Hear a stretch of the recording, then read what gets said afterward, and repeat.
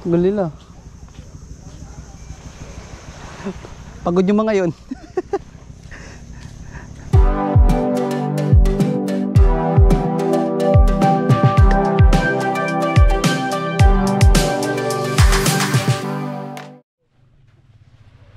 Good morning, Tay. Anak po ako ni Dr. Umanda. Dito na ako nakatira sa Panyang.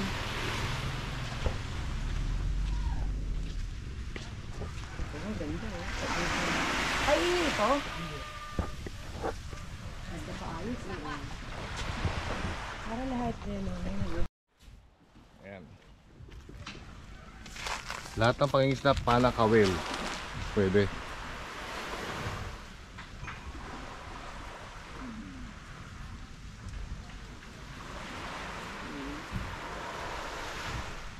Ayan o, dumadaan lang pala sila dito. Diba? Ngayon. Ayan o, dumanda po yan. Papagandahin natin ang dip na. Yelo lang. Magkano yan dito? Hindi mahal. Mahal ang yelo Wala dito. palang kurente dito, Lawrence. Alam ko Halos meron. lahat, halos lahat yata solar lang dito. Mga ilaw namin, mga solar na maliliit na. Naisan ka namimili ng supply nyo? Sa ano, sa bahay. Ano pangalan ng pusa? Pero kung may aircon yung gagawin mo, tataas at kailangan sa system mo. Ano? Kung yung i-develop na may aircon, syempre yung gas din sinasabi mo. Di na. Pero Electric fan electric lahat. fan lang okay na yun. Mga 1 to 3 Paano buhay sa kilowatt lang. Pilipinas? Mag-enjoy sila. Ganda-ganda ng hangin dito. Danasin nila. Presko dito, di ba, Nay? Napakadilim ako. Pero siyempre magkakaroon ng mga street light yan. Yun yung Ayun ang gagawin. Solar dapat lahat. Maganda, street lights, no? Gusto ko, kung kaya nyo, dahil solar boys naman kayo, lahat ng nanonood, mag-donate na kayo ng isang street light na solar, lahat ng audience nyo. Alam mo yung fundraising na isang ilaw? Actually, may nakilala ako nung nagsalita ako sa Manila. May nagagawa sila, hindi solar homes pero Alam ko yan, yung light na gano'n. Pero hindi yun sustainable. Pang-hype lang yun. Pero dahil solar boys naman kayo, nakita ko yung mga solar nyo, baka may audience kayo at kaibigan, mag-fundraise kayo, isang solar lang para yung daan, may ilaw sa gabi. Papunta doon Safe naman dito, di ba? Hindi lang sa amin na, dito sa bahay, sa barangay. Sagot yan yun, Boss Paul Summer. sa inyo. Generator. Si ano ba? Hindi, Boss napa-solar ako, solar Riano. dito. Nay, follow nyo sila sa YouTube mga Solar Boys PH. Tutulungan nila tayo dito sa Deep Night. Maganda yun. Wala talaga, tunog na. Surog na ako. Halika, interviewin niyo yung mga tao. Actually, umipel pa ako eh. Pakausapin mo na lang, bakit wala kayong kuryente?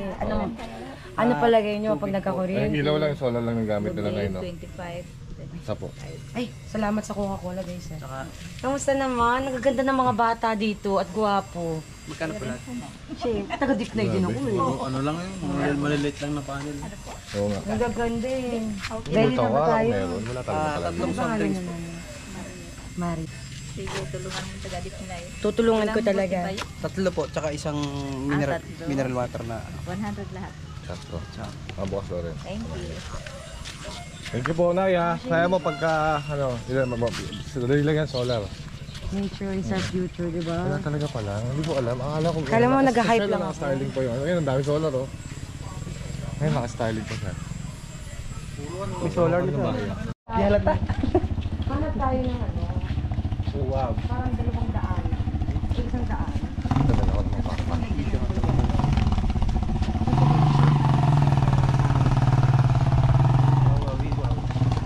So cold. Sila mga solar. Hello po. Welcome po sa Deep Night. Yan. So, magandang araw po. Ako po ay si Mr. Ricardo Martinez Carson, ay kasalukuyang SK Chairman po ng Barangay San Fernando. So, ngayon po ay nandito po tayo sa beachfront po ng Barangay San Fernando na kung saan nga po ito ay isa rin sa magandang destinasyon dito po sa bayan po. So, ngayon po ay nais ko lang pong ibahagi sa inyo na kung ano po ang kasalukuyang trabaho po ng ating mga mamayan at ano din po ang kasapangarap din po na ating dito. Unang-una po ay ang trabaho po ng ating mga kabarangay dito po sa Barangay San Fernando o kaya lang Deep Night na kung saan po ang ng Barangay San Fernando. So unang-una po kasi dati ang unang trabaho po ng ating mga kabarangay dito sa Barangay San Fernando, sila po ay mga naso at mga mangingisda. Kasi po ang lugar po na ito dati ay dating sakop lamang po ng barangay po. So ngayon po ay isa din po sa pangarap natin sa Dipnay ay maging maayos kasi unang-una po ay unang kasi pangailangan po ng ating mga kabarangay dito. Unang-una po is electricity. Then isa din po sa mas maayos pa po na pasilidad at maayos din na maging maayos din po ang ating flood po ang ating Bertra kung saan ay isa din na pinopromote din natin na Samgi ay mas maging maayos ay isa sa mga tourist destination dito po sa SK, wait lang. Ay na, interviewin kita. So, teka lang. Interview natin Ngayon, ay, meron. So, eto. SK, di ba ngayon sa Dipnay, wala kayong electricity. Anong ginagawa ng mga tao dito para mabuhay? So, ngayon po kasalukuyan po yung mga ilaw po ng ating mga community o community natin ay meron po sila mga pasamantalang ginagamit ng mga generator. So, alam naman po natin. Kung gaano kamahal ang generators ng ingay pa. Gasolina. Yes po, gasolina. Alam po yan, tumataas na po yung presyo ng ating diesel dito sa mundo natin, di ba? Kaya talagang hindi maiwasan na halos minsan ay naging madilim din po yung mga kabahayan. Tsaka SK dito, ilan bang pamilya ang nandito sa Dipnay?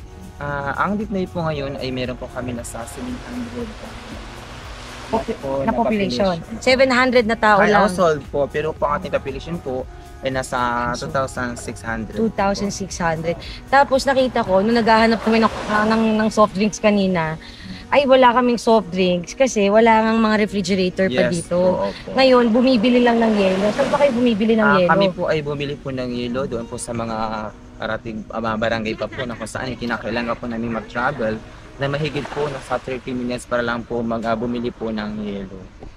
So, pag nakita nyo, guys, etong Dipnay, actually, yung pamilya ko matagal na dito, pero sa kakauwi ko nga lang ng Pilipinas, nung huling bisita ko, nakausap ko yung buong barangay, na wala talagang electricity dito. Pag naglakad ka sa gabi, walang ilaw, at ang ingay. Paano ka makakatulog kung sa ingay ng generator? Pero hindi lahat may generator, ha? Ang may generator lang dito, yung mga may malalaking boat, yung mga nakasimula. Pero yung mga maliliit na bahay, wala. Yes po. Wala rin. Kaya dito wala rin social media masyado, guys, kasi walang charger ng phone. Tapos, ang signal lang dito, isang telecom. Wala pang iba. And then, pero ang nakikita ng mga tao dito, hindi pa nakakaabot yung electricity ng Paleco ng Palawan. Kasi parang may naantay silang mga proyekto or ano man, pero kawawa naman, buong buhay mo, lumaki ka dito. Ilan taon ka na, SK? Ako po ngayon ay 26 years old. 26 years old na nakatira sa Dipnay, na naging teacher ka na at lahat, pero buong buhay mo walang kuryente. Wala pa pong kuryente kasi nagsimula po kami, ayun pong ilaw sa tahan po namin is lang para yung ginagamit po yung gas. Pero solar, wala pa kayong... Sa solar po, yung mga tira sa bahay ko po, yung ginagamit ko yung Busta solar lang. Yung nagkakahalaga ng 1,100. So yun pa lang, pero po ay halos po kapag pinailaw ko siya, tumatagal lang po siya ng mga 5 hours. Yes, pero ilaw yun Yes. Paano naman yung mga gamit? Walang TV, walang iilan lang. Pero ang maganda dito sa Dipnay, pamilya. Yes. At saka, talaga, tulong-tulong talaga. Pero kailangan nyo lang talaga mabigyan ng pag-asa. Dahil, kung alam nyo lang, ang lokasyon ng San Fernando, may port dito. Yes. Ito ang magiging lugar, magkokonekta sa entire Palawan, sa Manila at international. Dahil ang port na to ay kayang maglagay ng mga cruise ship. Pero ano mangyari? Yung mga lupain na may pera, ayun lang manedevelop. And kaya, nung nakita ko sila SK nung huli, sabi ko, inuman tayo, pero tulungan natin ng Dipnay. Sabi ko, bebenta ko na bahay ko. May ayos lang, no? Like, bago man magkaroon ng port at mag-invest yung ibang mga tao na gawin na, alam niyo yung ginagawa nila kapag maayos yung port, gagawa ng marina, isang lugar lang yung mayaman. Paano naman dito? Sana makita nyo, sa lahat ng nanonood ng solar power boys, PH, di ba? Sana, no, kahit magbigay lang kayo ng ilaw sa street lights. Pero, ang masasabi ko lang, pumunta kayo sa Dipnay. Tignan nyo na lang, punta lang kayo dito. Tignan nyo kung paano kayo makakatulog. May titirahan naman. Yeah, ay may matitiran kayo libre. Sa amin na kayo tumira, pakakainin ko pa kayo ng isda na makukuha natin dito sa mga bankero. At saka, malay nyo, the potential of this place for business is huge. Pero ang sinasabi ko nga, everywhere in Palawan, especially this destination, it has huge potential for your ROI or what. But ano bang may tutulong mo sa bayan mo? Ano bang may tutulong mo sa barangay na to, di ba? And ayun, di man ako kakampanya dahil wala naman ako residence dito sa Pilipinas. Pero nakita ko kasi, di ba? Yes, ma'am. Ang mga, pag nakita mo yung mga bata, pag nakabisita sila sa Dipnay, kung paano ang El Nido noong araw, ang lengguwahe pa nila talaga dito, mga kuyunin. Kuyunin po kami dito. Halos Kuyunin. Po, yes po, kuyunin po. Ang Dipnay po ay meron po kami nga 85% ay mga kuyunin po. Like talagang born and raised El Nido. Yes. Kung gusto mong makita kung ano ang totoong El Nido noon pa, at hanggang ngayon, nandito to sa Dipnay, sa North. Yes. So we're promoting hashtag actually, North El Nido. And etong port na to is the closest port to go to Coron. Yes. And this is the closest place to go to Coron, to Linapacan, to Tulion, Tulion. Baswanga. Lahat, guys. Check nyo na lang sa Google Maps, ha? Pero sana, kung pumunta kayo dito, talaga, huwag na sana magaya sa ibang lugar na destination sa Philippines. We have to protect the locals. Yeah. We have to protect the prices. And kung magkano ang presyo nila, hayaan natin na ganun yung presyo nila. Hindi kagaya sa kung ano nang nagawa sa El Nido. Wala akong sinasabing masama doon, ha. I'm nothing but proud. Like, they put El Nido in the world map. But if you really wanna see kung paano na-discover ang El Nido noon, panahon na yon, agapan natin, natulungan natin yung North El Nido. So, hashtag North El Nido. Dito, malapit lang din yung Duli where you can go surfing. Can you believe you can go surfing in Palawan? Yes, yeah. Malapit din po yung Nakpan Beach. And Nakpan Beach. Basta Coron at saka ang ating Darocotan, pinakamagandang island, isa sa pinakamagandang island. Pero this is Dipnay. Ginawa lang nilang San Fernando pero Dipnay ito, di ba? Opo. Ito po, ang Dipnay po ang kanyang unang pangalan po ng lugar na ito. So ang Dipnay po kasi meron po siyang kwento. Then yung tinawag na Dipnay? Ano nga? Bakit nga? Ganito po kasi yung tinawag na Dipnay dati. Kasi sa area po na part man na po doon, meron po doon na ilog na malalim na kung saan po is deep, di ba, is malalim. At marami po mga nakatira mga ibong punay. Ay, di ko alam yun. Yes po, yung may tuloy na po doon, sa media po doon. Malapit sa amin? Bago dumating po sa inyo, yung tuloy po na Yung daan. tuloy na dinaanan na inano, ayun yung Dipnay. Yes So po. talagang Dipnay ako. Yes po. Talagang Dipnay ako, hindi ako San Fernando. Oh, sige. So yan po. So kaya po Ibong siya Punay. Ibong Punay. Ano yung po. Punay? Punay po siya, ma. Kulay brown siya. Cute siya. Wala na? Yes po. Sa panahon po kasi ngayon, syempre po, di ba, alam naman po natin na maganda na pagka nauubos at paglasan sa mga Endangered na. Yes po. Tulungan natin ng Punay. Actually, Punay Foundation. Magsimula na rin tayo po Punay Foundation. At isa din sa kasi isa din sa plano ko na maging title po ng aming festival, Deep Punay Festival. Di po, Yes. supportado kita. Ano nga pinag sa festival? Simulan na natin, ha? Yung Yes, pinag-usapan opo. natin. Guys, Yes, ma'am. kita mo 26 years old. Kita niya, dito siya lumaki, nabuhay. Ako kakadating ko lang ng Pilipinas ng Philippines. Tsaka nung huling bisita ko dito, sabi ko, hindi mo na waalis ng Pilipinas. Parang, tulungan na to. Kasi aasenso talaga to eh. Pero sana, sa mga nanonood sa inyo, tsaka kayo na rin dalawa, salamat Yes, sa po. pagpunta at Thank you so much po sa inyong pagpunta at siyempre po dapat bumalik-balik po kayo sa Dipnay. Pabalik na, nag-enjoy kagabi. Kumain ng buko kaninang umaga. Alibo ko. Tapos, kamayan kami kagabi. May emperador ba yung pinainom nyo? Di ba? Parang buhay probinsya, di ba? Tutur na lang din kami. Tapos nag-boat din sila kagabi. Hindi, yung tour pa hindi pa namin naranasan. Ay, hindi niya ba na... Pagbalik nyo. Pero guys, kayo ang kauna-unahang nag-vlog about Dipnay, ha? Yes, so, Kayo ang kauna-unahang vlogger Yes. na nagpalipad ng drone dito at kapag pina-advertise nyo, kayo ang kauna-unahan. So, salamat. Salamat sa pagpunta sa salamat Dipnay. talaga.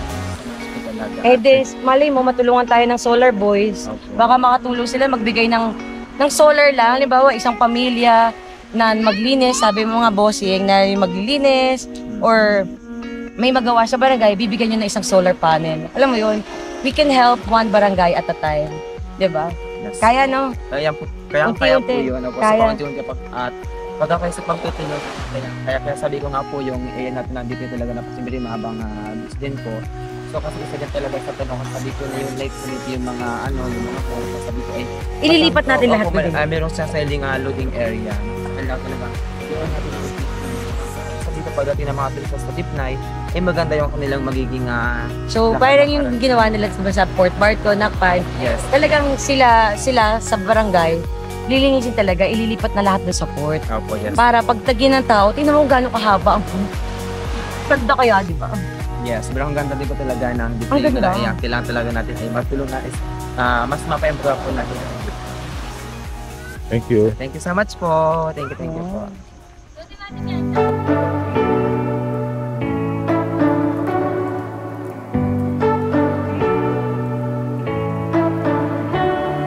You say you don't wanna get in trouble, that you're doing fine cause you got me.